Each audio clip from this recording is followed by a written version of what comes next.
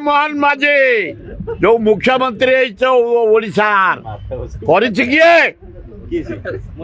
हाँ गोटे बैठक बारंबार जाए मिस्टर दास मधुसूदन दास नारे करा है केवल जनकर नारे जब सब नाम गुड़िक आम स्कीम गुड़िक जोड़ी देवा ताहले वास्तव में आम ओडिशार अस्मिता को सही आम संकट में पकई दौरान यह तार गोटे नमूना सदृश हर व्यक्तित्व को आम चिन्हट करवा एवं मात्र किछि दिन भितर चिन्हट करी नुआ सरकार जदि माधव सिंह नारे एक बरपुत्र को जदि सम्मानित करवा नारे एक योजना करवा ये कौन जुमला यार जवाब देवे कि विधानसभा रे माधव सिंह महानता विषय रे बखाणिले मुख्यमंत्री मोहन माझी। माधव सिंह किए मुख्यमंत्री मधुबाबू नाम रे योजना न करी काहेकि माधव सिंह नाम रे योजना करिसंती बोली ओडिशार प्रमुख न्यूज चैनल मानकरे बाइट देथिले पूर्वतन विधायक सुर राउतराय। विद्यालय रे ड्रॉप आउट रोकिबा पई आदिवासी पिलांकु दिया जाउथबा सहायता माधव सिंह हाथ खर्च काहेकि मधुबाबू नाम रे न कल बोली मुख्यमंत्री को टार्गेट करथिले सुर राउतराय। मुख्यमंत्री मोहन माझी को सम्मान न जणाई मुख्यमंत्री को टार्गेट करने सह माधव सिंह को मध्य अपमान करने को पछे नथिले सुर। विधानसभा रे यार पालटा जवाब रखिचंती मुख्यमंत्री मोहन माझी।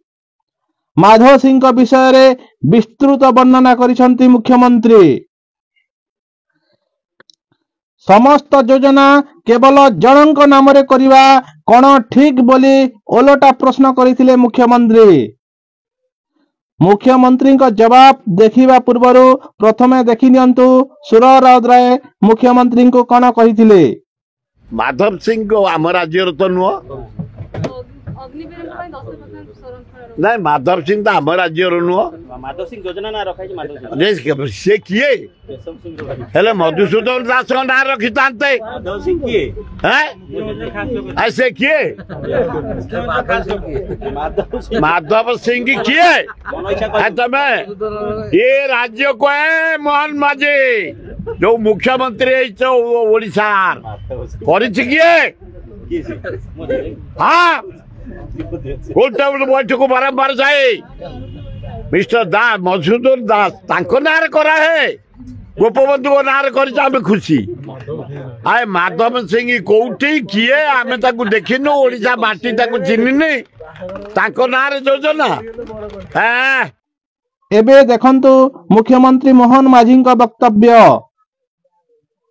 जदि हम बरपुत्र मान को जानिबा नाही ताकू सम्मानित करिबा नाही केवल जनकर नारे जदि सब नाम गुड़िक आम स्कीम गुड़िक जोड़ी देवा ताहले वास्तव में आम ओडिशार अस्मिता को सही आम संकट में पकई दौरान यह तार गोटे नमूना सदृश आज देखंतु से 1957 महान विप्लवी शहीद माधव सिंह ये माधव सिंह बरगढ़ जिला अंतर्गत घेस जमीदारी आदिवासी बिंझाल जमीदार माधव सिंह थिले ये जड़े आम ओडिशार अस्मिता इंग्रेज मान विरुद्ध से लड़ाई करथिले एवं संघर्ष करथिले संघर्षर गोटे स्वतंत्रता थिला 356 टंका खजना पैठ करी निष्कपट जमीदारी शासन भोग करने को सेतेबर प्रशासक कोकबर्न देइथिबा गोटे लोभनीय प्रस्ताव को से घृणार सह प्रत्याख्यान कर से माधव सिंह जड़े आदिवासी बिंझाल जमीदार माधव सिंह आज किभली भाव में से तार देश प्रति निजक बलिदान देवार एवं स्वाधीनता करिवार उत्साह प्रदान करिथिला 1857 मसीह एवं अधुना जो छत्तीसगढ़ अंतर्गत सोनाखांड स्वाधीनचेता जमीदार आउ जड़े थिले वीर नारायण सिंह से थिले माधव जुआई थिले सी एवं माधव द्वितीय पुत्र कुंजलंकर समुदी मध्य से थिले। इंग्रेज प्रशासन द्वारा तांको फांसी दिया घटना माधव को अधिक क्रोधित कर देइथिला एवं से माधव सिंह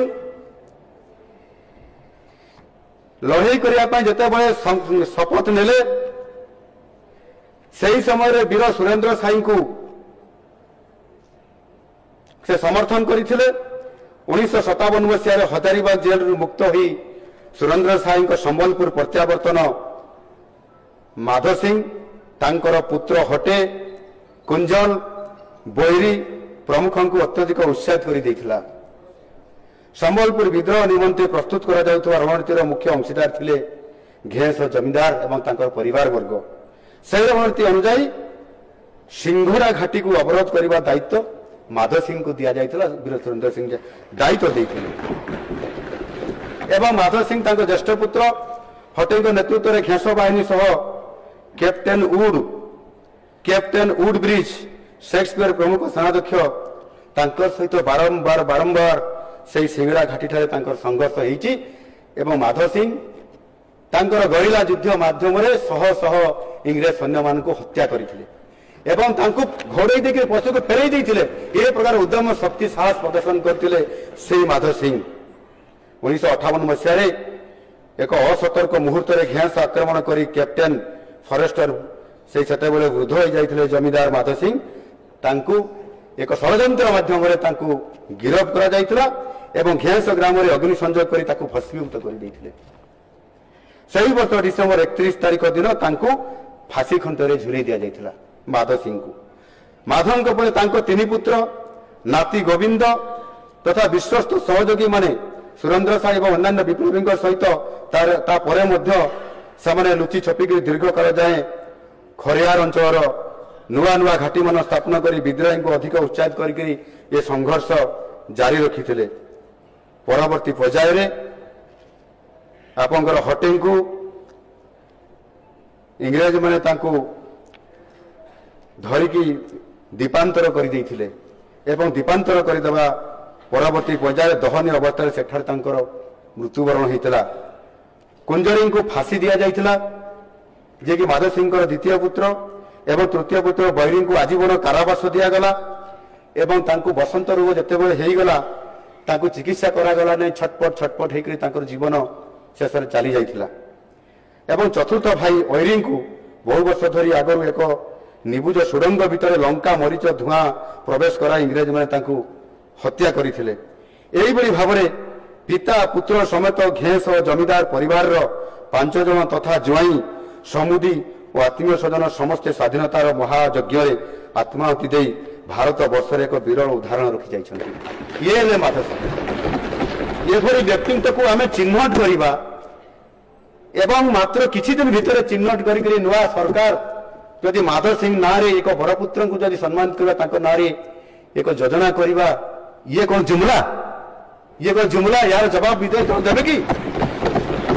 समस्त वीडियो तो देखिले दर्शक बंधु, एबे आपण माने विचार करंतु मुख्यमंत्री मोहन माझी तथा बीजेपी सरकार माधव सिंह को नाम रे योजना रखी कौन ठीक करिछि ना भूल करिछि? एही वीडियोटी आपण मानकु भल लागिथिले निश्चित भाव में लाइक करंतु, कमेंट करंतु एवं शेयर करंतु। जो माने आम चैनल को सब्सक्राइब करि नाहंती दया करी आम चैनल टी को सब्सक्राइब करि दियंतु।